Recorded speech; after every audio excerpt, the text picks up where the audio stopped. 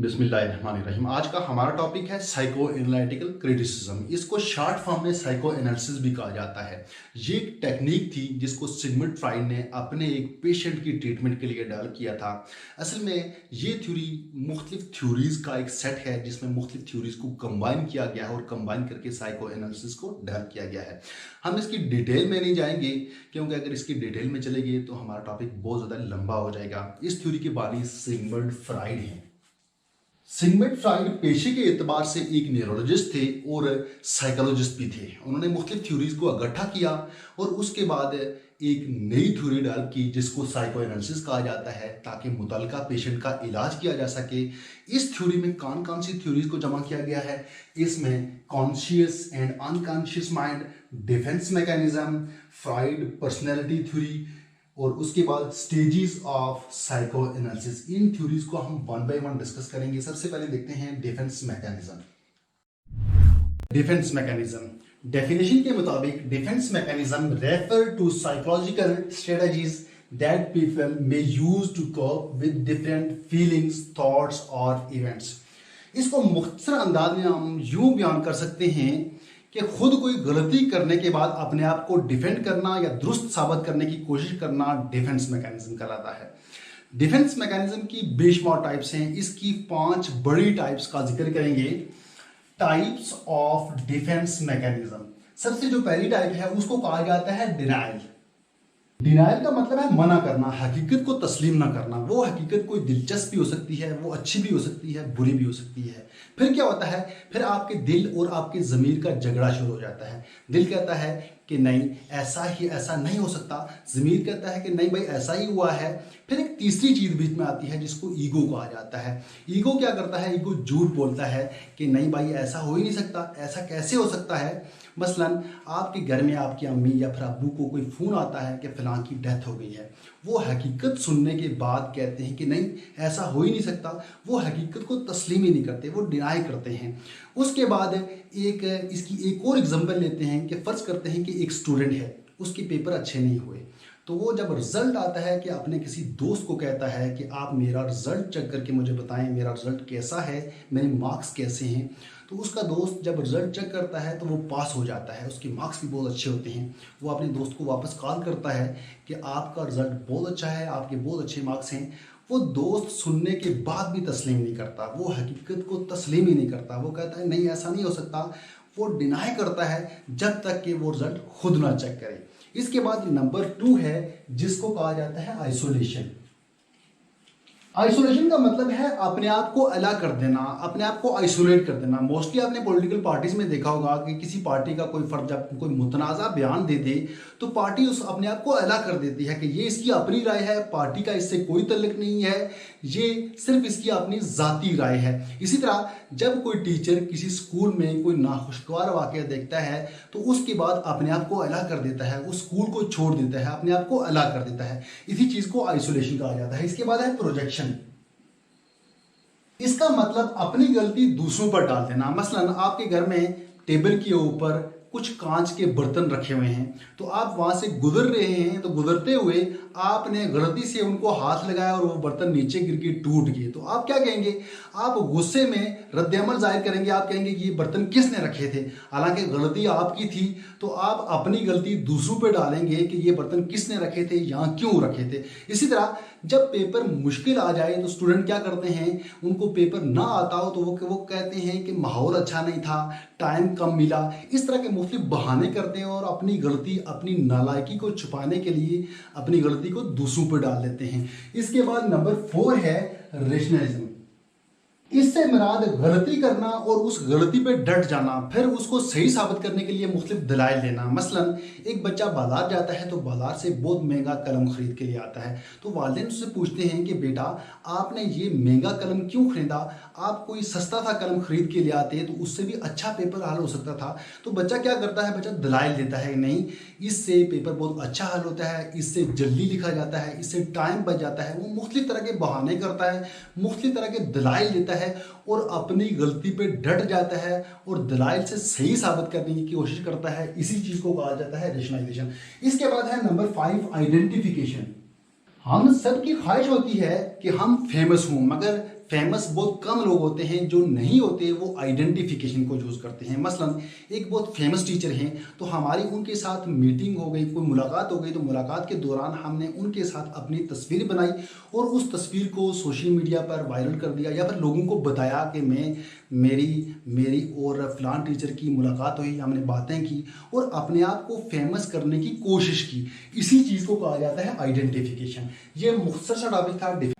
Fried ने psycho analytic theory में model of mind को बहुत अच्छे तरीके से एक्सप्लेन किया है। फ्राइड ने माइंड को 3 लेवल्स में डिवाइड किया है। पहले लेवल का नाम है कॉन्शियस माइंड, और दूसरे लेवल को कहा जाता है प्री कॉन्शियस या सब कॉन्शियस, और तीसरे लेवल को अनकॉन्शियस माइंड। इन तीनों को हम वन बाय वन डिस्कस करेंगे। सबसे पहले देखते हैं कि कॉन्शियस माइंड किसको कहा जाता है। कॉन्शियस का मतलब है बाखबर, होश, अवेयरनेस वगैरह। सपोज मैं बोर्ड पे कोई चीज लिख रहा हूं, मैं यहां लिख रहा हूं एप्पल, मुझे पता है कि इसके स्पेलिंग क्या है, मैं क्या लिख रहा हूं। इसी तरह मैं यहाँ टू लिख रहा हूं, तो मुझे इस बात का इल्म है कि मैं यहाँ क्या लिख रहा हूं, टू लिख रहा हूं, टू कैसे लिखा जाता है। इन तमाम बातों का मुझे इल्म है। मैं किधर जा रहा हूं, मैंने क्या खाया, मैं सिटी जा रहा हूं, मुझे इन तमाम बातों का इल्म है, क्योंकि मुझे शऊर है, मैं कॉन्शियस हूं।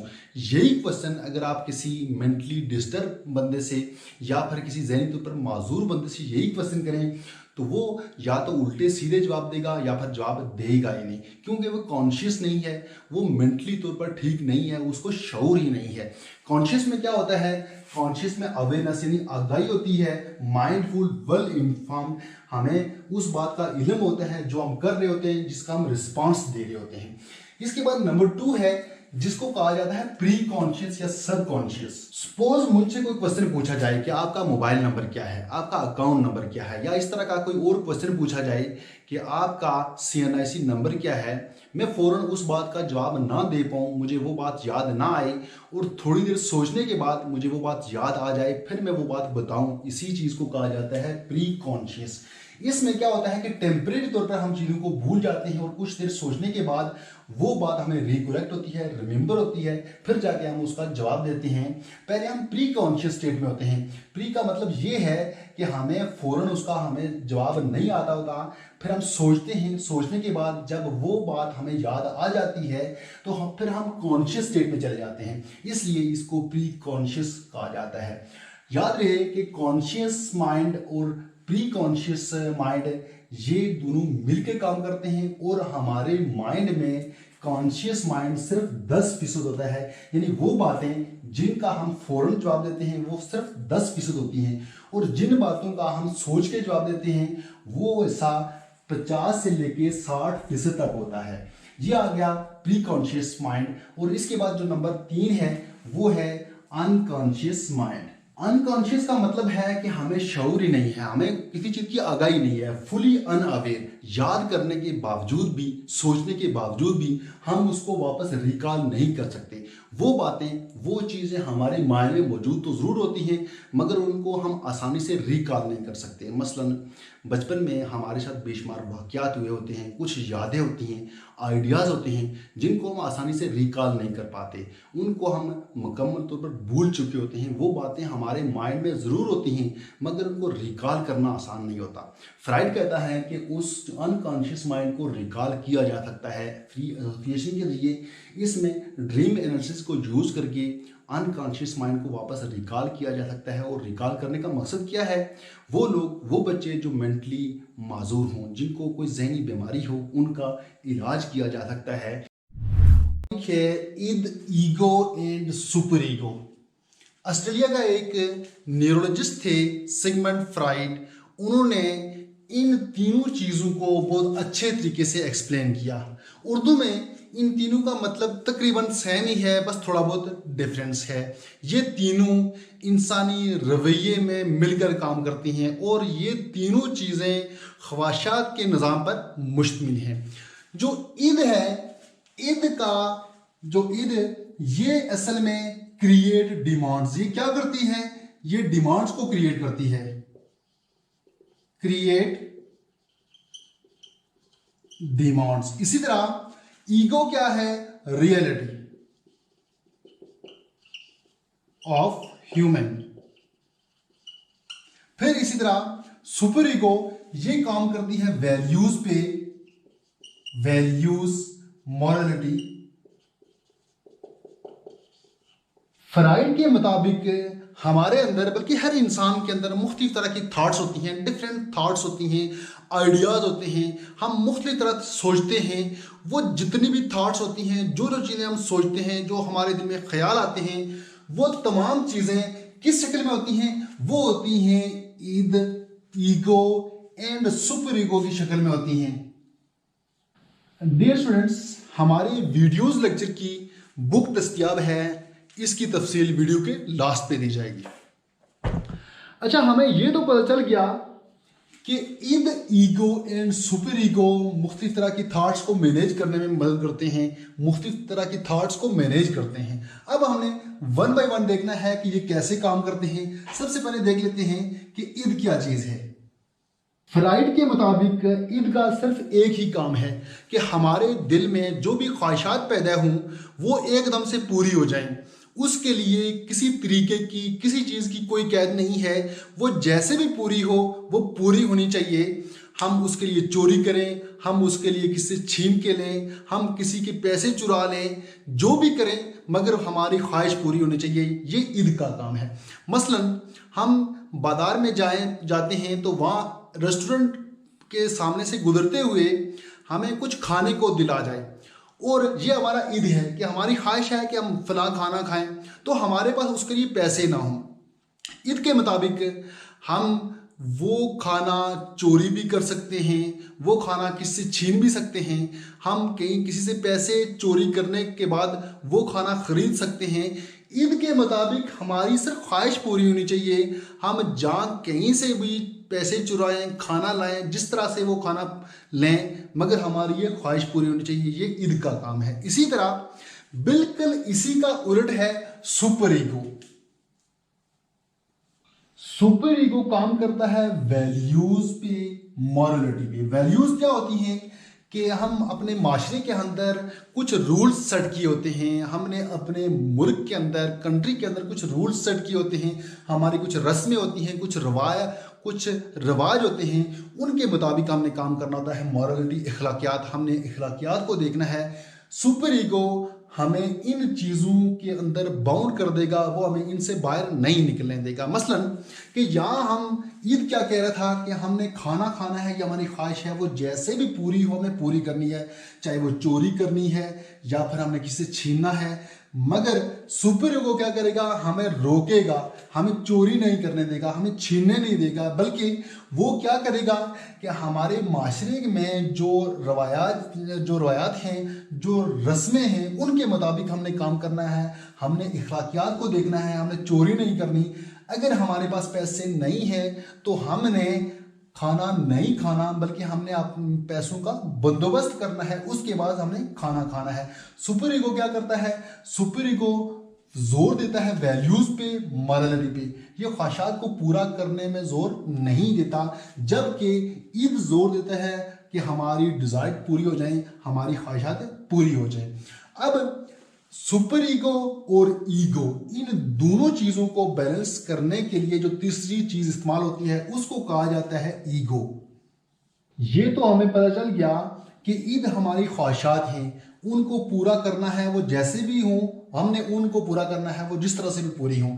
इसी का उलट सुपर ईगो है कि हमने वैल्यूज को नहीं छोड़ना, हमने इखलाकियात को नहीं छोड़ना।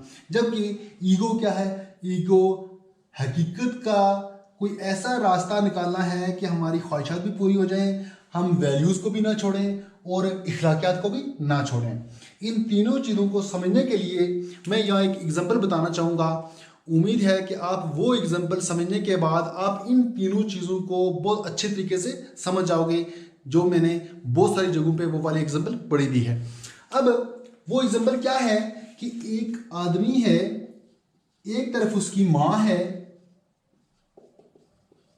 और दूसरी तरफ उसकी बीवी है, वाइफ।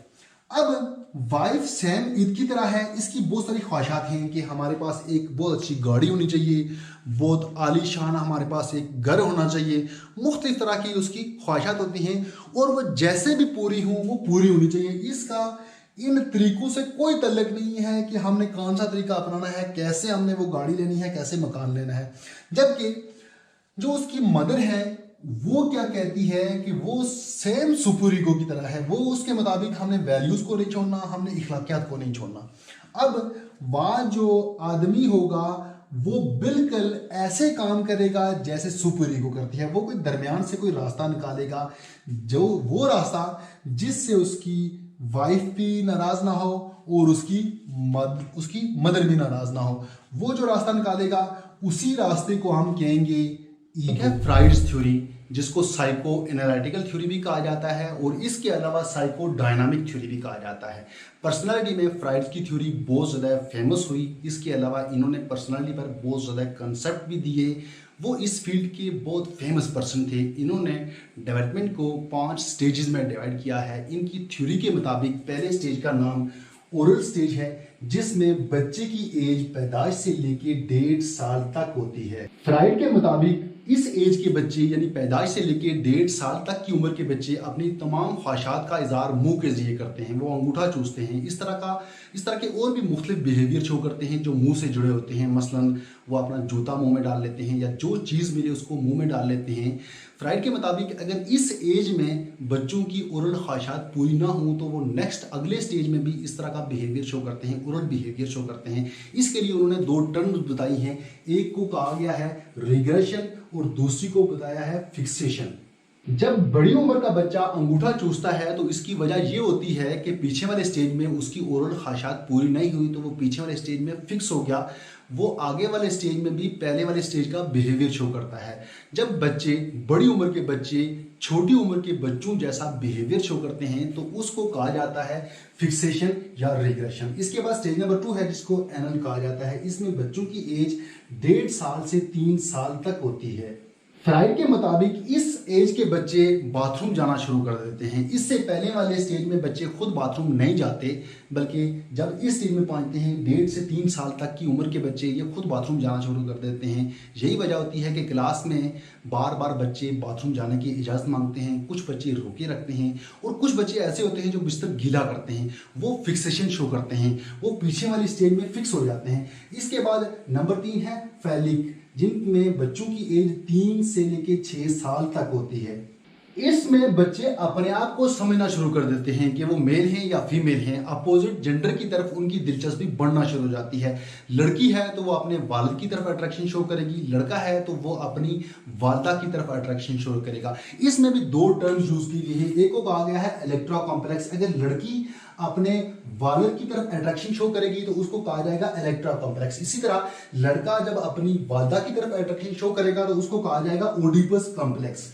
इसके बाद स्टेज नंबर 4 है जिसको कहा जाता है लेटेंसी, जिसमें बच्चों की एज 6 से लेके 12 साल तक होती है। लेटेंसी का मतलब है छुपा हुआ। फ्राइड के मुताबिक इस एज के बच्चे अपने सेम जेंडर की तरफ अट्रैक्शन शो करना शुरू कर देते हैं। मसलन अगर लड़की है तो वो अपनी वालदा की तरफ अट्रैक्ट करेगी, इसी तरह लड़का है तो वो अपने वालिद की तरफ अट्रैक्शन शो करेगा। फ्राइड के मुताबिक इस स्टेज में बच्चे जो अट्रैक्शन शो करेंगे वो फेक होगा, वो रियल नहीं होगा। जबकि स्टेज नंबर 3 में जो अट्रैक्शन शो हो रही थी ये रियल थी, ये असली अट्रैक्शन थी। जबकि यहाँ जो अट्रैक्शन शो करते हैं वो फेक है, इसीलिए इसको लेटेंसी कहा गया है। इसके बाद स्टेज नंबर 5 है जिसको कहा जाता है जेनिटाइल, जिसमें बच्चों की एज 12 से लेके 18 साल तक होती है।